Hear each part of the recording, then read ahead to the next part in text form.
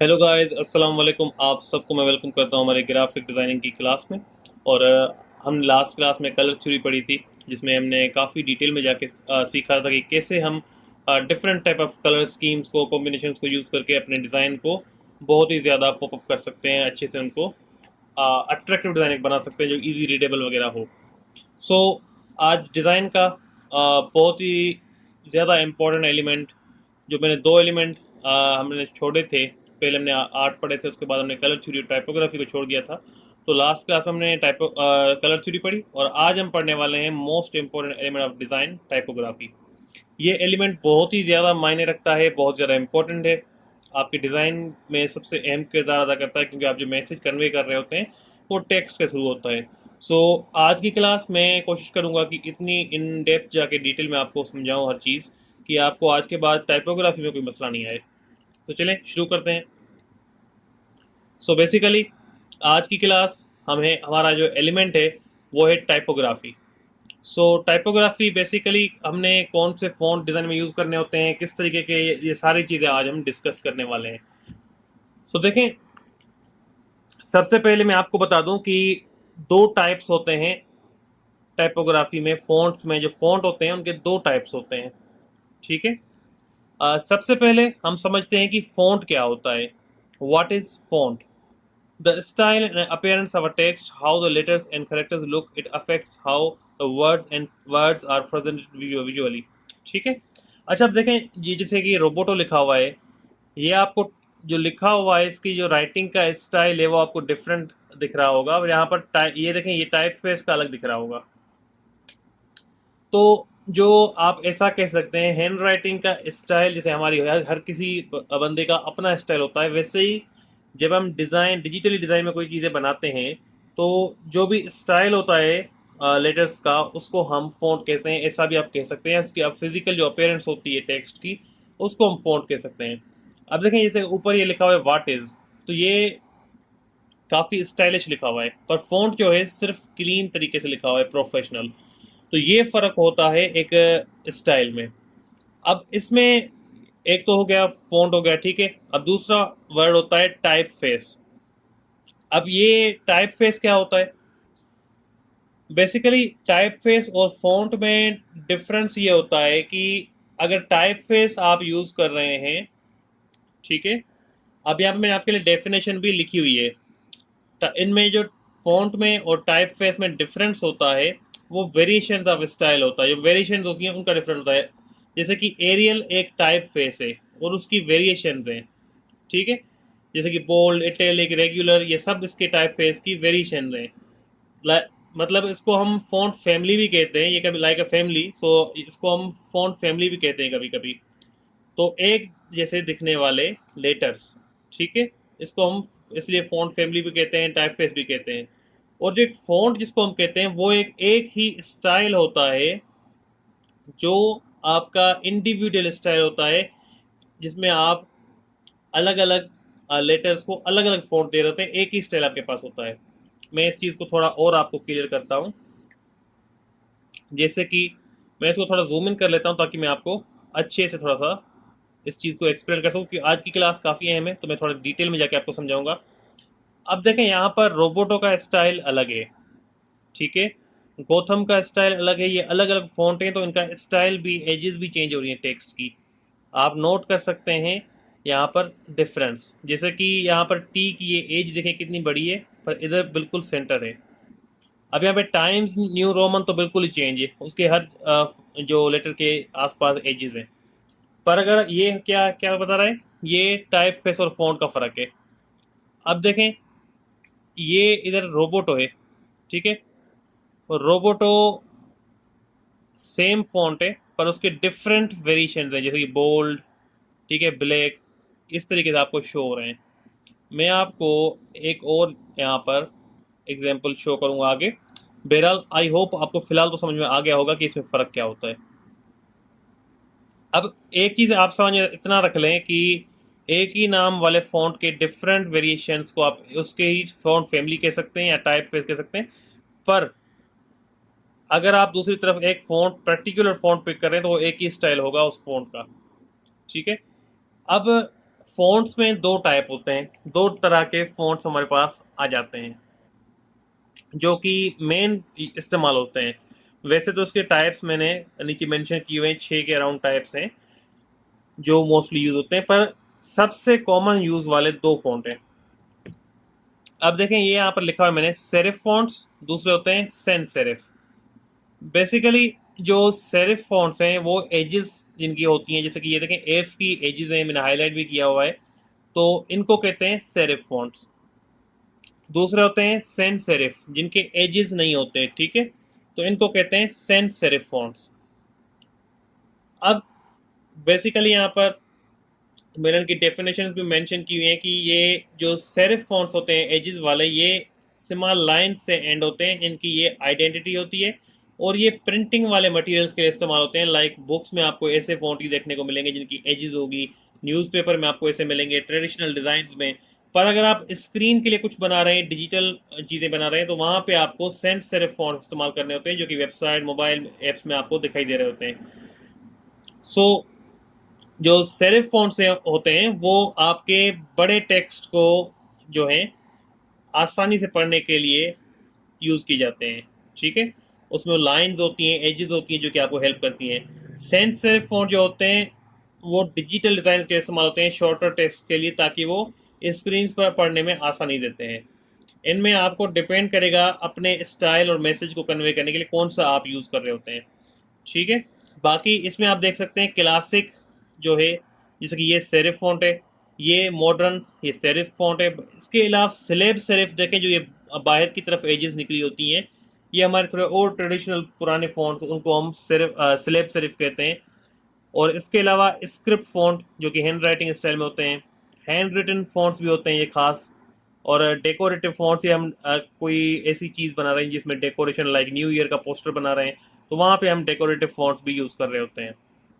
ये मैंने एक चीज़ आपके लिखी हुई है कि डेकोरेटिव फ़ॉन्ट और स्क्रिप्ट फ़ॉन्ट सिर्फ हेडिंग्स के लिए इस्तेमाल कीजिएगा, कभी भी उनको बॉडी टेक्स्ट के लिए इस्तेमाल नहीं कीजिएगा, ये नहीं करते, ठीक है।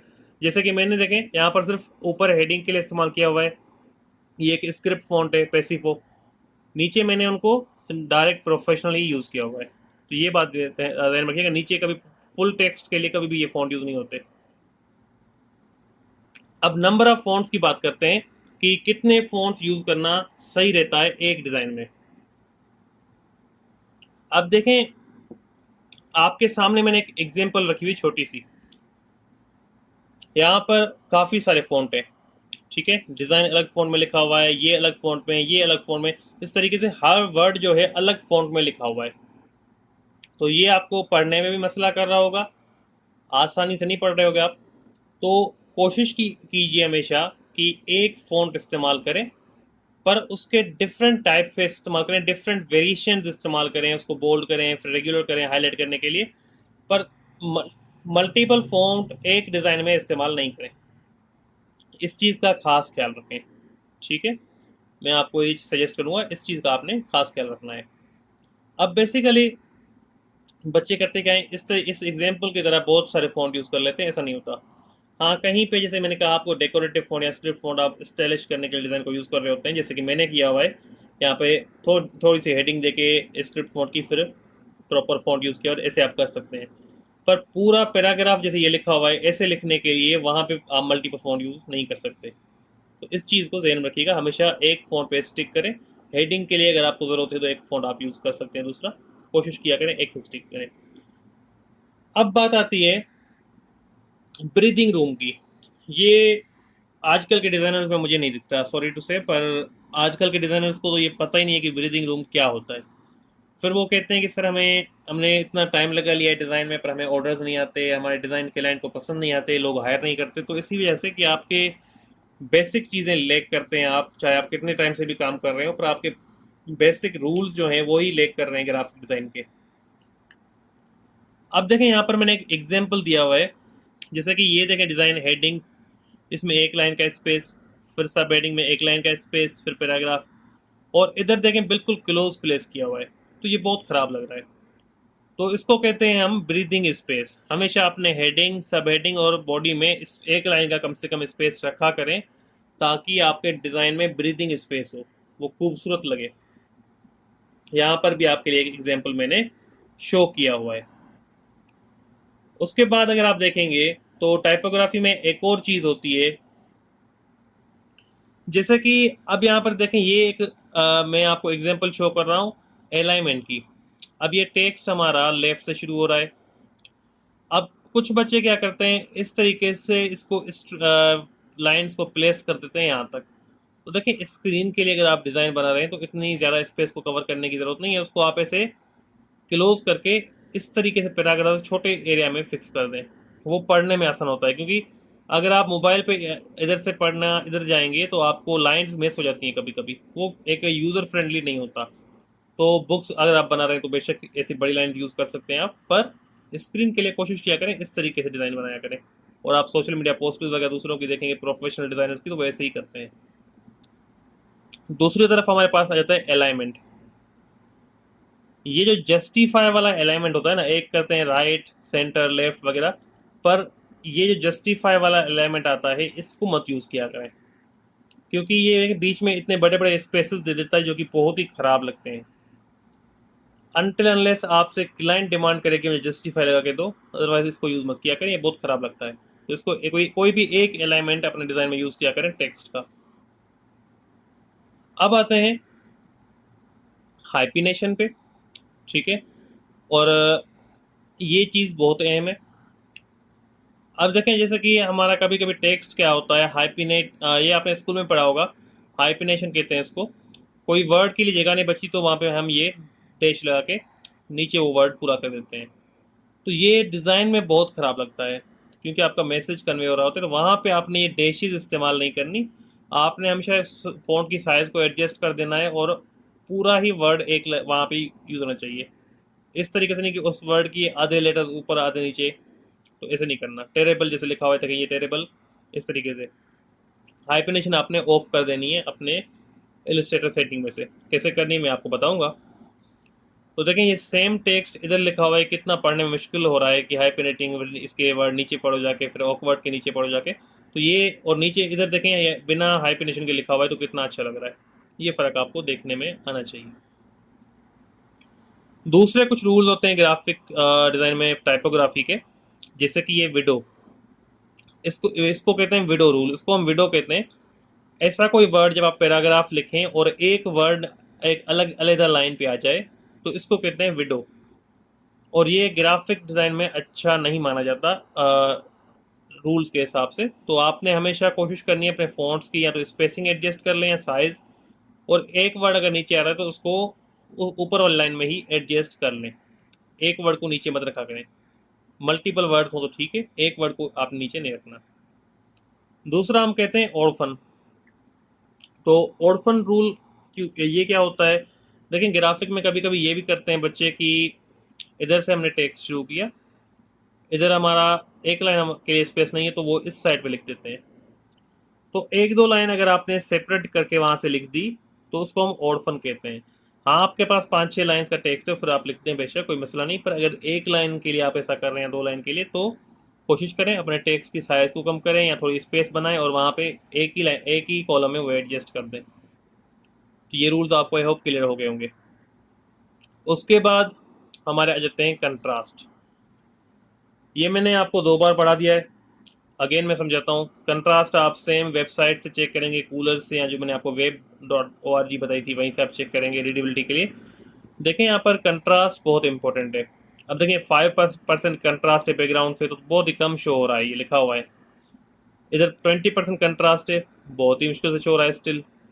और clashing colours, avoid clashing colours, ऐसे कलर्स नहीं पिक करने जो आपकी आईज को आसानी से पढ़ने में ना आए और बैकग्राउंड से ब्लेंड हो जाए। तो ये भी हमने पढ़ा था कलर थ्योरी में बहुत अच्छे से। तो आपने हमेशा पॉपअप करने वाले कलर्स यूज़ करने टाइपोग्राफी के हिसाब से। और जैसा कि हमने स्ट्रेचिंग को भी पढ़ा था पिछली क्लासेस में, स्ट्रेच नहीं करना किसी भी इमेज को, वैसे ही टेक्स्ट को भी कभी आपने स्ट्रेच नहीं करना। ये बात जहन में रख लें, टेक्स्ट को खराब नहीं करना आपने।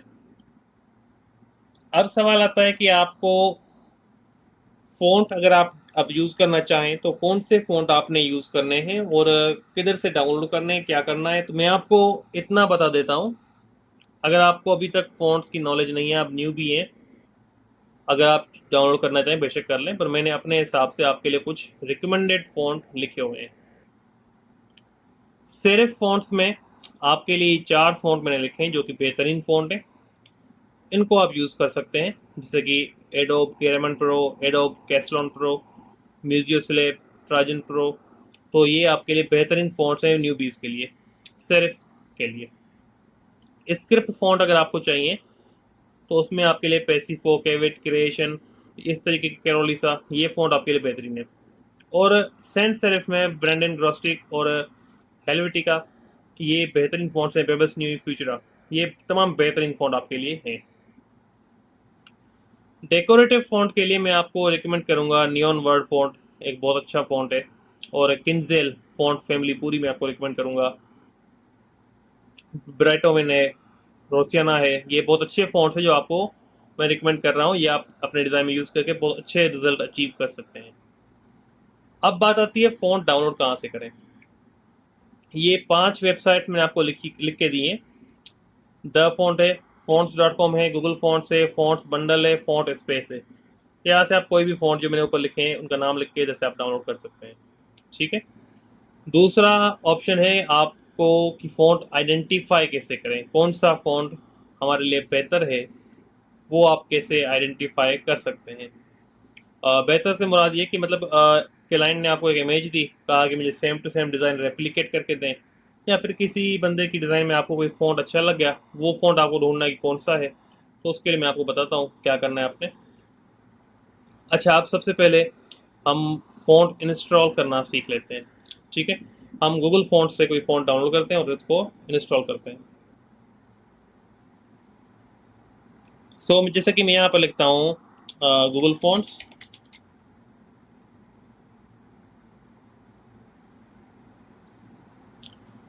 मैं अगेन एक फ़ॉन्ट सेलेक्ट करता हूँ।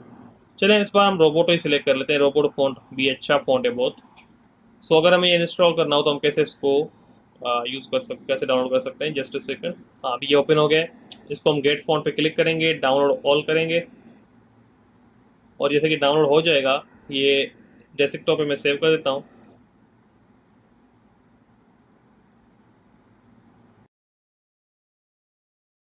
यहाँ पर विनर फाइल ओपन करने के बाद हम रोबोटो जो है इस पर क्लिक कर देंगे और इसको अपने इंस्टॉल पे क्लिक कर देना है यहाँ से। तो ये रोबोटो रेगुलर आपका इंस्टॉल हो गया। दूसरा वर्जन आपको इंस्टॉल करना है इटैलिक, तो वो आप यहाँ से इंस्टॉल कर सकते हैं। मैंने क्लिक किया। अब हम चेकआउट करते हैं कि ये हमारे फ़ॉन्ट फैमिली में आया है कि नहीं। टेक्स्ट टूल पे क्लिक करेंगे, यहाँ पे सिलेक्शन बनाएंगे और मैं लिखता हूँ टेस्ट, और उसके बाद हम इसकी साइज़ थोड़ी बढ़ा देते हैं, जैसे कि 100 pt, और यहाँ पे हम सर्च करेंगे रोबोटो।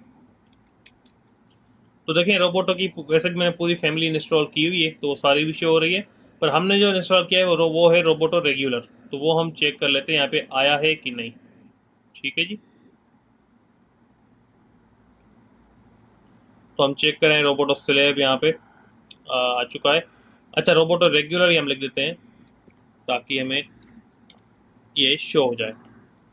अच्छा, रोबोटो स्लेब रेगुलर हमारे पास आ चुका है, यही ठीक है, यही इसका रेगुलर वर्जन है। ये देखें आपको रेगुलर लिख के मिल रहा है, और हमने इटैलिक भी यहाँ पे इंस्टॉल किया था। तो हम इटैलिक चेक कर लेते हैं, रोबोटो इटैलिक। तो देखें ये रोबोटो यहाँ पे इटैलिक थिन में आ चुका है, इधर भी इटैलिक आ चुका है। तो रोबोटो इटैलिक भी आप यहाँ से यूज़ कर सकते हैं। बहरहाल इस तरीके से जो भी आप फ़ोन इंस्टॉल करेंगे वो आ जाएगा। दूसरी साइट्स भी ऐसे ही काम करेंगी। आप यहाँ से कोई भी साइट यूज़ करके फ़ॉन्ट्स डाउनलोड कर सकते हैं जो भी मैंने बताए हैं। अच्छा, इसके अलावा अब मसला आता है कभी कभी फ़ॉन्ट पहचानने में। ये फ़ॉन्ट फाइंडर एक एक्सटेंशन भी होती है, जैसे आप इसको यूज़ कर सकते हैं। मैंने काफ़ी टाइम हो गया इसको यूज़ करना छोड़ दिया है, पर मतलब यूज़फुल है, ऐसा नहीं है। आप फ़ॉन्ट फाइंडर जाके क्रोम से डाउनलोड कर सकते हैं, आपको ये एक्सटेंशन इधर मिल जाएगी। ठीक है। ये देखें एक्सटेंशन पड़ी हुई है, इसको ऐड कर दें क्रोम में। ये भी आपको फ़ॉन्ट सही बताती है। अब जैसे कि ये इंस्टॉल हो गई है, मैं इसको यहाँ से पिन कर लेता हूँ पहले तो। ये पिन कर लेंगे और उसके बाद इस टेक्स्ट पे क्लिक करके आप यहाँ से जिस पे आप फ़ॉन्ट पे क्लिक करेंगे, देखें ये बताएगा आपको फ़ॉन्ट। अब देखें फ़ॉन्ट बता रहा है कि ये फ़ॉन्ट है ऑस्वेल्ड, और उसके बाद इसकी कलर कलर कोड सब आपको मिल गए। अगर आपको ये इजी लगती है तो आप डायरेक्टली ये यूज़ कर सकते हैं, कोई इशू नहीं है। अब इसको अगर आप कहेंगे तो फिर हम ऐसा कर सकते हैं फ़ॉन्ट फाइंडिंग के लिए।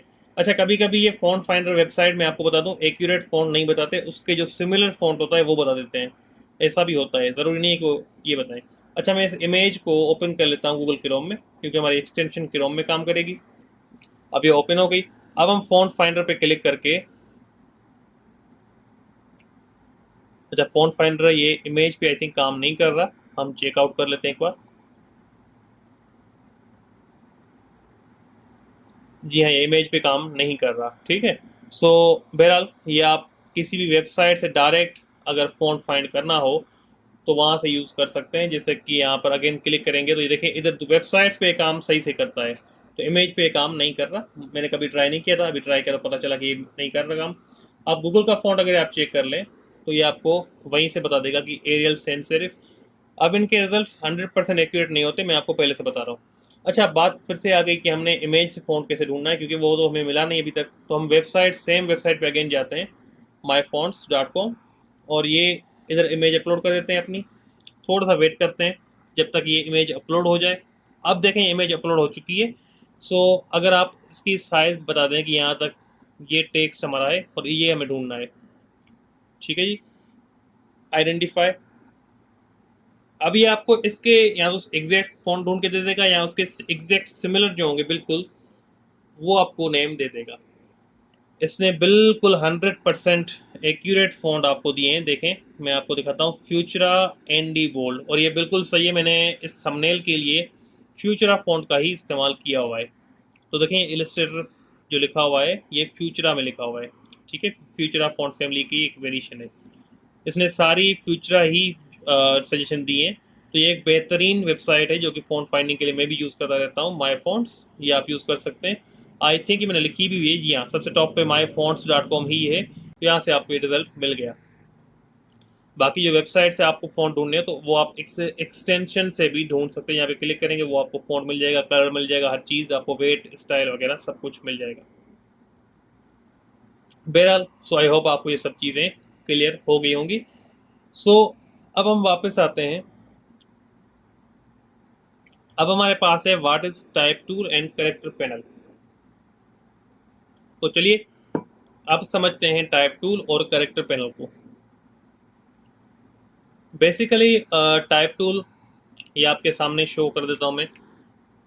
इस जो टी लिखा हुआ है इसको हम टाइप टूल कहते हैं। देखें ये टेक्स्ट लिखने के काम आता है। इसमें डिफरेंट वेरिएशंस हैं, इसके अलग अलग ऑप्शंस हैं। टाइप टूल पे क्लिक करेंगे तो आप एक बॉक्स बनाएंगे ड्रैग करके, जिसमें आप कुछ भी टाइप कर सकते हैं, ठीक है। उसके बाद आपके पास एरिया टाइप टूल आता है। ये इसके लिए आपको एक पाथ चाहिए होती है। जैसे कि मैं एक ये शेप बनाता हूँ, इसमें कोई मैं कलर फिल कर देता हूँ। उसके बाद मैं इस पर क्लिक करके एरिया टाइप टूल लूँगा और यहाँ पे मैं क्लिक कर दूँगा, ठीक है। पाथ पे क्लिक करना होता है। देखिए इसके इनसाइड टेक्स्ट आ गया। अब ये इसमें अंदर रहेगा। तो इस तरीके से हमने ये दो टूल ट्राई किए। इनका काम क्या होता है हम इनको डिज़ाइन में यूज़ करेंगे। फिलहाल मैं आपको इनका इंट्रो दे रहा हूँ। टाइप ऑन अ पाथ ये क्या करता है, बेसिकली मैं अगर कोई इस तरह की एक लाइन ड्रॉ करूं और उसको स्ट्रोक में कन्वर्ट कर दूं। अब मैं चाह रहा हूं कि मेरा टेक्स्ट इन लाइन से फ्लो होता हुआ जाए। तो वैसे लिखना तो एक एक करके अगर मैं लिखूंगा तो ऐसे टाइप टूल बनाऊं और मैं एक एक वर्ड करके लिखूं तो बहुत ज़्यादा टाइम लग जाएगा, जो कि और सेटअप करने में एक एक को उस एंगल पे बहुत ही ज़्यादा टाइम लगेगा। मैं आपको थोड़ा सा एग्जाम्पल शो भी कर देता हूँ। ये फ़ॉन्ट हमारा विजिबल नहीं है तो मैं इसको ट्राई करता हूँ कुछ लिखने की, ताकि आपको ये फ़ॉन्ट विजिबल भी हो। अब देखें अगर मैं इसमें कुछ वर्ड रख दूँ जैसे कि ये लोरेम इप्सम, तो अगर मैं इसको सेटअप करना चाहूँ यहाँ पे इस एग्जैक्ट लाइन पे तो कैसे करूँगा बताएं। अगर मैं इधर रख दे रहा हूँ और चलें आप कह दें इसको रोटेट करना है तो मैं इसको रोटेट भी कर देता हूँ जैसे कि ऐसे। तो देखें इसे ख़राब हो गया। इसको सेटअप कर भी सकते हैं पर बहुत ज़्यादा टाइम कंज्यूमिंग रहेगा।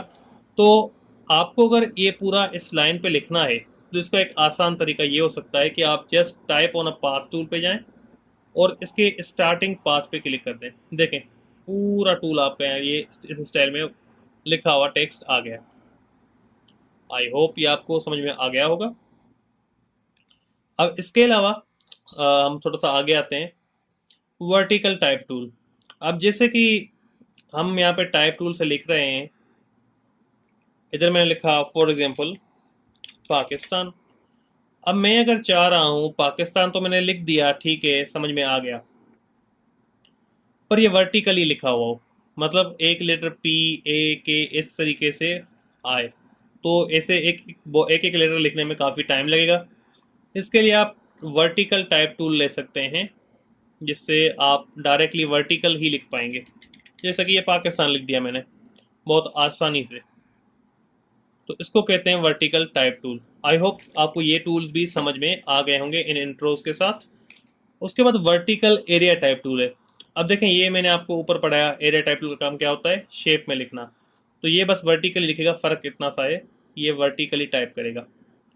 फिर भी मैं आपको थोड़ा सा क्लियर कर देता हूँ। देखें, इस पर मैंने क्लिक किया, ये वर्टिकली लिखेगा।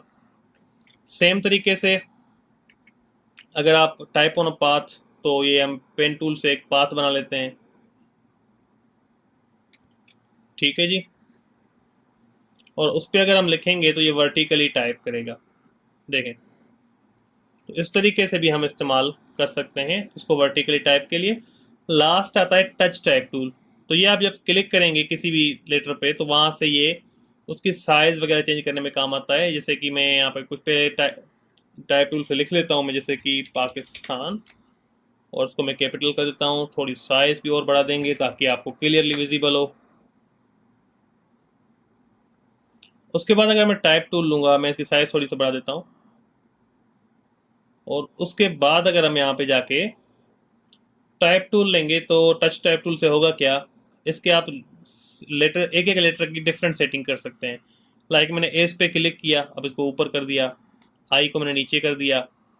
ये वैसे आपको काफ़ी मुश्किल लगता होगा, पर टाइप टूल से आपका ये चीज़ें काफ़ी आसानी से कर सकते हैं। इनको क्लोज करना हो, दूर करना हो, ये सारी चीज़ें आप यहाँ से एक क्लिक में कर सकते हैं। ये टाइप टूल का काम है, टच टाइप टूल का। आई होप आपको यहाँ तक ये टेक्स्ट टूल्स क्लियर हो गए होंगे, ठीक है, इनके फंक्शंस वगैरह। अब आता है सबसे मेन पैनल टाइप टूल का। ये कैरेक्टर पैनल कहा जाता है, और इसमें आप कंट्रोल टी दबाएंगे तो ये हाइड हो जाएगा, कंट्रोल टी दबाएंगे कीबोर्ड से तो वापस आ भी जाएगा। इसको आप विंडो पैनल से जाके भी ओपन कर सकते हैं, फाइंड कर कैरेक्टर पैनल, उस पर क्लिक करेंगे तो ये शो भी हो जाएगा। अब हम इसको स्टडी करेंगे। अगर आप, अच्छा, आपके पास ये हो सकता है इस तरीके से शो हो रहा हो, ठीक है। अगर इस तरीके से शो हो रहा है, बाकी ऑप्शन नहीं दिख रहे आपको, तो यहाँ पे इस 3 लाइंस पे क्लिक करके शो ऑप्शन पे क्लिक करें, ये बाकी ऑप्शन भी आपको शो हो जाएंगे।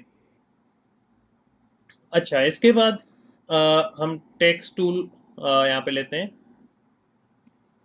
अब यहाँ पे कुछ भी आप लिख सकते हैं। अब यहाँ पर मैं लिखता हूँ टाइपोग्राफी। अब टाइपोग्राफी हमने लिख तो दिया। अब यहाँ पे फ़ॉन्ट अगर चेंज करना हो, तो आप यहाँ पे क्लिक करके कोई भी फ़ॉन्ट पिक कर सकते हैं। लाइक मैं यहाँ पर फ्यूचरा STD पिक कर रहा हूँ, तो मैं थोड़ी साइज़ इसकी कम कर देता हूँ। अब ये फ्यूचरा फ़ॉन्ट हो गया। इसकी वेरिएशंस इधर नहीं दिख रही, पर इसके अलग वेरिएशंस होंगी इसके अंदर। अगर हम फ्यूचरा टाइप करेंगे तो काफ़ी वेरिएशन हमें शो हो गई हैं। सो मैं इसमें MD BT ब्लॉक यूज़ कर लेता हूँ। अच्छा, इसमें अब साइज़ यहाँ से आप अगर बढ़ाना चाहें, तो इधर से आप पॉइंट्स कम करेंगे तो साइज़ कम होगी, इधर से बढ़ाएंगे तो साइज़ बड़ी होगी, ठीक है। अच्छा, मैं अगर इसको एंटर कर दूं और इनको 2 लाइंस में डिवाइड कर दूं टाइपोग्राफी को, अब इसके बीच में जो स्पेस आ रहा है, ये अगर हमें कम ज़्यादा करना हो, लाइन का, इसको लाइन स्पेसिंग कहते हैं। सो मैं अगर इन एरोज को से इसको लाइन स्पेसिंग को कम करूंगा, तो ये स्पेस कम हो जाएगा, और इसको बढ़ाऊंगा तो स्पेस बढ़ जाएगा। जितना आपको चाहिए आप यूज़ कर सकते हैं। इसके अलावा हमारे पास कर्निंग आती है। सो कर्निंग हम इस एक लेटर के पास किसी और लेटर को करना चाहें, तो उसके लिए इस्तेमाल कर रहे होते हैं। मैं दोनों लेटर के बीच में क्लिक करता हूँ, और इधर से मैं अगर इसको 100 माइनस करूँ, तो देखें ये G और R बहुत करीब हो गए, बाकी लेटर्स दूर ही हैं। सो दो लेटर्स को करीब करने के लिए हम इनको यूज़ कर रहे होते हैं। अगर मैं इसको और माइनस करता जाऊँ, देखें आर बिल्कुल जी के ऊपर आ जाएगा। ठीक है, तो इस तरीके से भी हम यूज़ करते हैं, ये स्टाइलिंग के लिए काम आते हैं। पर इसको हम वापस ज़ीरो कर देते हैं, फिलहाल हमें इसकी ज़रूरत नहीं है। इसके अलावा हमारे पास आती है ट्रैकिंग। अब ट्रैकिंग क्या काम करती है? बेसिकली ये जो हर लेटर के बीच में स्पेस है वो बढ़ाने के काम आती है। जैसे कि मैं टाइपोग्राफी को अब थोड़ा साइज में कम कर देता हूँ। ठीक है, पहले मैं इसको साइज में कम करता हूँ। ये इस तरह के स्टाइल्स आपने देखे होंगे, मैं आपको यहाँ पे दिखाऊंगा अभी।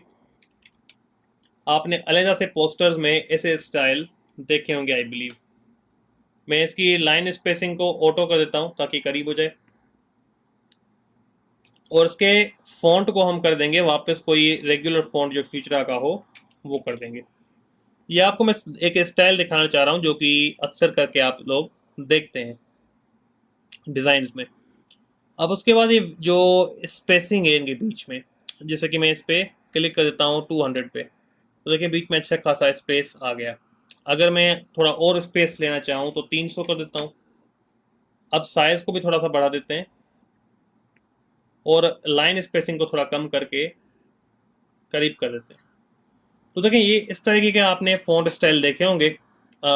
एक वर्ड जो है काफ़ी बोल्ड, फिर उसके नीचे काफ़ी स्पेसिंग, लेटर्स के बीच में काफ़ी सारी स्पेसिंग हमने दी है जो ट्रैकिंग की हेल्प से दी गई है। तो इस तरह के स्टाइल्स भी आप ट्रैकिंग की हेल्प से बनाते हैं। उसके बाद जो मैंने आपको कहा था कि कभी भी टेक्स्ट को स्ट्रेच आउट नहीं करना, ये डिज़ाइनिंग के रूल्स के खिलाफ है। तो इस पर क्लिक करके बच्चे क्या करते हैं, शिफ्ट नहीं दबाते, जो कि लाजिम है, दबाते नहीं है, और उसको ऐसे ही इसको ड्रैग करना शुरू कर देते हैं। जैसे कि मैं ये ट्रांसफॉर्म टूल लेता हूँ और इसको साइज में अगर कम बड़ा करना होता है तो वो क्या करते हैं, इधर से इसको खींचेंगे, इस तरीके से बड़ा कर देंगे। अब देखें ये टेक्स्ट बहुत ख़राब लगता है, इसको कहते हैं स्ट्रेचिंग। और ये देखें स्ट्रेचिंग यहाँ पे कितनी हो गई, 204। आपने हमेशा अपने डिज़ाइन में इन दो बॉक्सेस पे ध्यान रखना है कि आपके टेक्स्ट की ये दोनों चीज़ें 100 by 100 होनी चाहिए, कोई भी इसमें छेड़खानी ना हो। बार बार चेक करते रहना है। देखें मैं करूँगा इसको इस तरीके से, तो देखें ये ख़राब होता चला जाएगा। ठीक है, तो आपने हमेशा इधर से इनको 100 out of 100 रखना है, तो ये सेटअप हो जाएंगे। दोनों साइड से 100 रखना है, ये बात हमने जहन में रख लेनी है। इस चीज़ में आपने गलती नहीं करनी, वरना आपको क्लाइंट इवन डिज़ाइनर भी कंसिडर करने पे डाउट करेगा। तो ये चीज़ें स्ट्रेचिंग डिज़ाइन में बिल्कुल अलाउ नहीं होती। उसके बाद ये दोनों स्ट्रेचिंग के हैं, ठीक है, हाइट और विड्थ के। उसके बाद हमें पता है बेस लाइन। अच्छा, स्ट्रेचिंग अगर आप शिफ्ट दबा के इसको टेक्स्ट को छोटा बड़ा करेंगे तो ये देखें स्ट्रेचिंग नहीं होगी, ये 100 ही रहेंगे, ये बात ध्यान में रखिएगा। अच्छा, ये हमारे पास उसके बाद है बेस लाइन। अब देखिए कभी कभी हमें क्या होता है, कोई हम किसी कार्टून मूवी का पोस्टर बना रहे हैं, कोई फनी, तो उस तरीके से हमें कभी कभी लेटर्स को ऊपर नीचे करना होता है बेस लाइन से। ठीक है, तो फिर क्या करते हैं, बेस लाइन जो बिल्कुल लाइन पे हमने टेक्स्ट लिखा हुआ है ना हमारा, उसको बेस लाइन कहते हैं। तो इसके लिए अगर आप एक लेटर को सिलेक्ट करके इसको बढ़ाएंगे तो वो लेटर थोड़ा सा ऊपर चला जाएगा, देखें। ठीक है, और मैं इस ओ को भी थोड़ा सा ऊपर लेके जाता हूँ, देखें ये टाइपोग्राफी कुछ इस तरीके से हो गया। और मैं आर को थोड़ा सा अगर नीचे लाना चाहूँ तो उसको माइनस में लेना चाहूँगा, और इस तरीके से इसको भी अगर हम माइनस में लाएंगे तो ये नीचे लेटर्स आते चले जाएंगे। तो देखें ये एक पोस्टर स्टाइल टाइपोग्राफी लिख दिया हमने। अच्छा, इसके अलावा हमारे पास एक और टूल आता है, करेक्टर रोटेशन। कभी कभी क्या होता है, एक लेटर हमारा रोटेट हुआ होता है, बाकी नहीं। तो वो कैसे होता है, जैसे कि मैं इस वाई को अगर रोटेट करना चाहूँ तो मैं इसकी थोड़ी रोटेशन बढ़ाऊंगा, तो देखें ये रोटेट होना शुरू हो गया। इस तरीके से आप इनको रोटेट करते हैं, देखें तो ये लेटर्स रोटेट होना शुरू हो गए। इस तरीके से आप इसको रोटेट करते हैं। आई होप आपको ये अब चीज़ें क्लियर हो गई होंगी काफ़ी अच्छे से। बाकी जो नीचे टूल्स हैं अब ये हम यूज़ कर लेते हैं। मैं इन चीज़ों को वापस अब ज़ीरो कर लेता हूँ, सेटिंग्स इसकी सेट कर लेता हूँ ताकि हमें कोई मसला ना हो। तो इनको मैंने वापस ज़ीरो कर लिया। अब बेसिकली अगर आप चाहते हैं हमारे लेटर्स जो हैं सारे ऑल कैप्स हों, तो आप इसको टिक रखेंगे तो ऑल कैप रहेंगे। ठीक है, हटा देंगे तो ये वापस फर्स्ट लेटर कैपिटल, बाकी स्मॉल। अगर स्मॉल कैप रखेंगे तो ये होंगे तो कैपिटल ही, पर साइज में थोड़े से छोटे रहेंगे। देखें, ये एल जो है ये हमारी मेन कैपिटल है, उसके बाद ये छोटे से साइज में है। इसको भी हटा देंगे तो फिर ये वापस जिस कंडीशन में थे उसमें आ जाएंगे। ठीक है, उसके बाद ये सबस्क्रिप्ट और सुपरस्क्रिप्ट। तो इसके अलावा जैसे कि हम लिखते हैं यहाँ पे x2, और मैं इसको सुपरस्क्रिप्ट लगाता हूँ तो ये ऊपर चला जाएगा, और इसको अगर हम नीचे रखना चाहें तो सबस्क्रिप्ट यूज़ कर सकते हैं इस तरीके से। तो इस तरीके डिफरेंट टेक्स्ट हम यूज़ कर रहे होते हैं स्टाइल्स में। अच्छा, ये अंडरलाइन है, ये तो आपको पता ही है, किसी भी टेक्स्ट के नीचे लाइन लगानी हो, जैसे कि मैं इसके नीचे लगा देता हूँ तो ये अंडरलाइन आ जाएगी।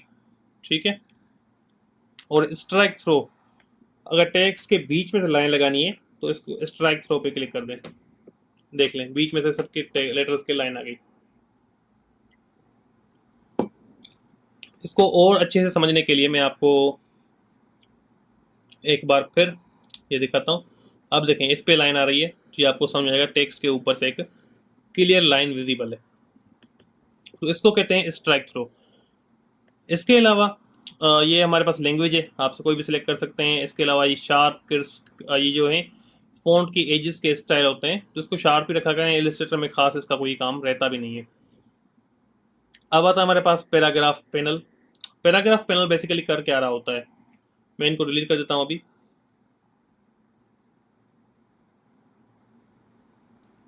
और पैराग्राफ पैनल में हम सेटिंग्स को थोड़ा नॉर्मल कर देते हैं वापस। और पैराग्राफ पैनल आपका देखें, टेक्स्ट यहाँ पे ए लाइन हो रहा होता है ना, वो उस चीज़ को हम ये पैराग्राफ पैनल वहीं पे हम यूज़ कर रहे होते हैं। पैराग्राफ पैनल पे हमने क्लिक किया, अगर सेंटर से आप टेक्स्ट रखना चाहते हैं अलाइनमेंट, सेंटर पे क्लिक कर दे, सेंटर पे आ जाएगा। राइट साइड पे रखेंगे तो राइट साइड से शुरू होगा, और लेफ्ट पे रखेंगे तो लेफ्ट से। ये एक जस्टिफाई होता है जो मैंने आपको बताया था कि आपने यूज़ नहीं करना। ये देखिए, बीच पे हमने क्लिक किया, टेक्स्ट बीच में खत्म होगा वर्ड आके, और देखिए ये ऊपर कितना कितना स्पेस खाली छोड़ रहा है, तो ये आपने यूज़ नहीं करना। ये भी जस्टिफाई का एक वर्जन है, लेफ्ट अलाइन और सेंटर अलाइन, देखिए कितने स्पेस दे रहा है, तो ये नहीं यूज़ करना। आपको अगर बुलेट पॉइंट चाहिए डिज़ाइन में तो सिलेक्ट करके यहाँ से आप बुलेट पॉइंट ऐड कर सकते हैं। देखें, बुलेट हो गया। ठीक है, अब मैं अगर कहीं पे एंटर करूँगा तो वहाँ पे भी बुलेट आ जाएगा। इस तरीके से जहाँ पे आपको बुलेट चाहिए एंटर करते जाएं, उस पॉइंट को बुलेट अलाउड हो जाएगा। बुलेट के अलग अलग स्टाइल्स हैं, जो कि आपको अच्छा लगे आप यूज़ कर सकते हैं। नंबर्स चाहिए तो आप यहाँ से नंबर भी पिक कर सकते हैं, ABC भी यूज़ कर सकते हैं। देखिए, जैसे मैंने ए पिक किया, नंबर आ गया, ए पे क्लिक किया तो ए आ गया। तो डिफरेंट टाइप ऑफ सिंबल्स आप यूज़ कर सकते हैं। वर्ड स्टार्ट होते टाइम, लेटर स्टार्ट होते टाइम कितना स्पेस होना चाहिए, ये अगर आप बढ़ा देंगे यहाँ से तो ये आपको स्पेस यहाँ पे देखने को मिल जाएगा। मतलब ये आपका टेक्स्ट आगे जाके शुरू होगा। ठीक है, ये सारे इसी चीज़ के बारे में है। अच्छा, इसके अलावा नीचे ये हाइफिनेशन है, जो मैंने आपको बताया था कभी कभी कि ये अगर ऑन होता है तो क्या सेटिंग में मसला आता है। अगर आपको हाइफिनेट को ऑन कर देंगे, देखें ये क्या हुआ, ये वर्ड का आधा ऐसा नीचे आ गया, आधा ऊपर लिखा हुआ आधा नीचे। ये हमने नहीं करना, इसको हमने बंद कर देना है ताकि ये पूरा क्लियर शो हो, जैसे कि अभी हो रहा है। देखें, तो अपने इस हाइफिनेशन की सेटिंग को हमेशा ऑफ रखा करें। तो अब आई होप ये आपको टाइपोग्राफी के रूल्स और इलस्ट्रेटर में टाइपोग्राफी को कैसे इस्तेमाल करना है, सारी चीज़ें आपको समझ में आ गई होंगी। ये सारी चीज़ें, लास्ट थिंग कि टेक्स्ट को प्लेस करना भी एक आर्ट होता है। तो मैं आपको कुछ एग्जांपल, एक मैंने आपको शो की है एग्जांपल, जो कि हमारे पीछे एग्जांपल थी, जो हमने टाइपोग्राफी को थोड़ा स्टाइलाइज किया था, वो भी एक एग्जांपल में ही शुमार होता है। ठीक है, जैसे कि ये, तो ये थोड़ा सा अट्रैक्टिव लग रहा है। तो इस तरीके से अगर हम टेक्स्ट को प्लेस करते हैं तो वो काफ़ी खूबसूरत लगता है। चलिए मैं आपको एक और एग्जांपल शो कर देता हूँ, जैसे कि क्लास 3 बाय नजीबुल्ला। ठीक है, ये मैंने आपको लिख के दिखा दिया। बेसिकली क्लास 4 है, आई नो, फॉर एग्जांपल हमने लिखा है। सो चलें, इसकी स्पेसिंग को हम 0 कर देते हैं। अच्छा, अब ये हमारे पास ये क्लास 3 बाय नजीबुल्ला ये आ गया। अब मैंने क्यों कहा कि टेक्स्ट प्लेस करना भी एक आर्ट होता है, मैंने इसलिए कहा, आपको मैं डिफरेंस दिखाता हूँ। हम लाइन से डिफरेंस काउंट करेंगे, कैसा डिफरेंस आ रहा है डिज़ाइन में। एक तरफ आपका ये टेक्स्ट हो, और दूसरी तरफ ये सेम हम टेक्स्ट बॉक्स यूज करेंगे पर लिखेंगे क्लास, और इसको हम थोड़ा सा ऐसा करेंगे कि इनको इस टाइम लिखेंगे कि पहला लेटर कैपिटल बाकी स्मॉल, और हम इसको कोई स्क्रिप्ट फॉन्ट भी यूज कर सकते हैं अगर पैसिफो जैसे। ठीक है, फॉन्ट चेंज करना मस्ट भी नहीं है, चले फॉन्ट हम वापस सेम ही रख लेते हैं। चले आपकी आसानी के लिए मैं अभी आपको ज़्यादा झंझट में नहीं डालता, हम इसी फॉन्ट से इस चीज़ को खूबसूरत करके देखते हैं कैसे अच्छा लगेगा।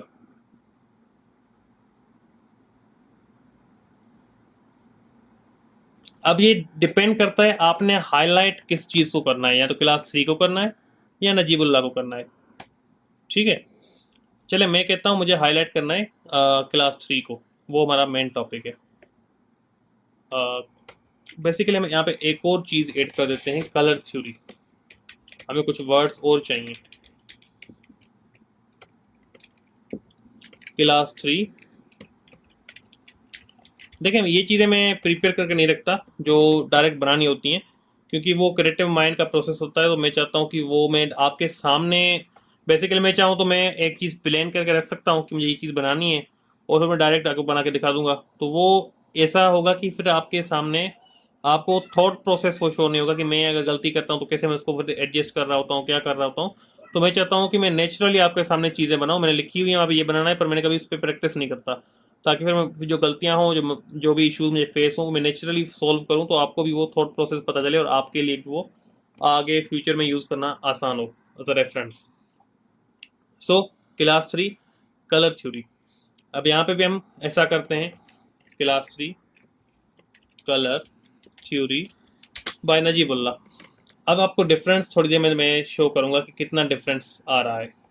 ठीक है, अब ये मैं इसको कलर थ्योरी को थोड़ा सा दूसरा टाइप फेस यूज करूंगा, फ्यूचरा का ही फॉन्ट फैमिली का फ्यूचरा हमने यहाँ पे लिखेंगे, और यहाँ पर इसको फ्यूचरा बोल्ड कर देंगे और कैपिटल कर देंगे। लाइन स्पेसिंग में इसकी थोड़ी सी कम कर दूंगा, और इसकी मैं साइज कम कर दूंगा, थोड़ा सा इसको स्पेस हम लाइन का दे देंगे, कलर थ्योरी। और उसके बाद हमें लिखना है बाय नजीबुल्ला। सो इसको आप ऐसे भी लिख सकते हैं कि बाय नजीबुल्ला,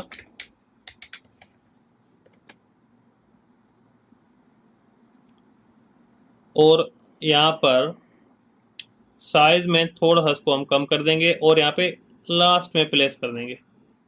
तो देखें एक आ गया colour theory, class 3 colour theory by Najibullah. तो आपको अब डिफरेंस क्लियर वाजे हो रहा होगा कि एक तरफ हमने, हालांकि टेक्स्ट तो टेक्स्ट ही लिखा हुआ है, हमने ना कलर चेंज किया है ना फॉन्ट चेंज किया है, सेम स्टाइल की चीज़ें हैं, पर जस्ट हमने थोड़ा सा खेला है फॉन्ट साइज के साथ और फॉन्ट वेरिएशंस के साथ। अब आप बताएं आपको खूबसूरत क्या लग रहा है, ये क्लास 3 कलर चूरी बाय नजीबुल्ला, या फिर ये आपको इस तरीके से ये अच्छा लग रहा है।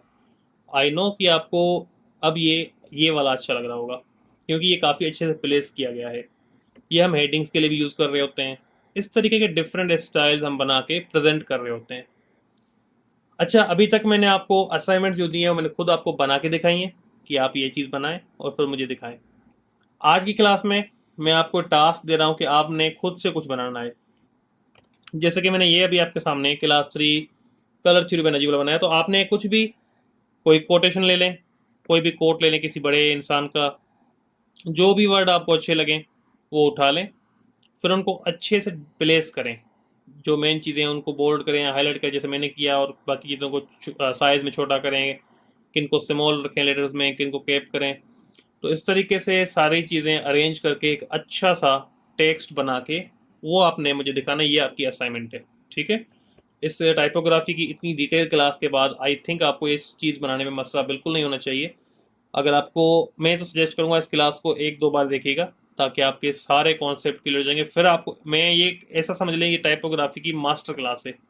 अगर आपने एक बार इसको अच्छे से समझ लिया तो फिर आपको किसी एक और ट्यूटोरियल या वीडियो की ज़रूरत नहीं पड़ेगी टाइपोग्राफी को समझने के लिए।